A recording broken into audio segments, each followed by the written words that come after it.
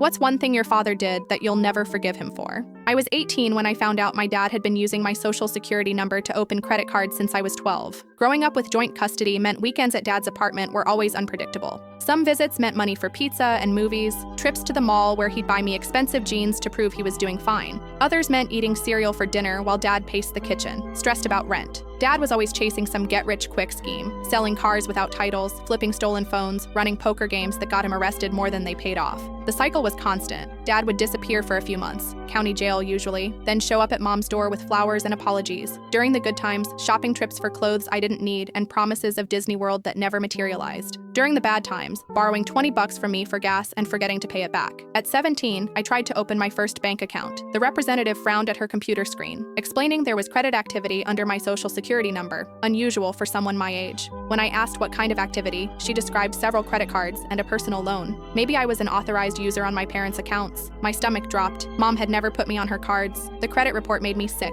7 credit cards, all maxed out. A personal loan for $8,000, a payday advance for $2,500, total debt, $45,500, all opened between my 12th and 17th birthdays, all using my social security number and dad's address. The earliest card was opened 3 months after dad's second arrest. Must have needed money for lawyer fees and saw my clean credit as the perfect solution. Each subsequent card was opened during a different crisis. After his third DUI, when he lost his job, when his girlfriend kicked him out. Confronting dad at his apartment was ugly. Throwing the credit report on his coffee table, watching his face go white as he realized his scheme was over. The pathetic justifications followed. It wasn't stealing since I was his daughter, planning to pay it all back before I needed credit. Being a single father was hard with child support payments. Sometimes you had to be creative to survive. Creative. The word made me laugh bitterly. Ruining my credit before I was old enough to vote wasn't creative. It was theft. The worst part wasn't the money. It was realizing that every weekend visit, every moment that felt like father-daughter bonding, dad had been calculating his next move. Every time I defended him to mom, I'd been protecting someone who was destroying my future.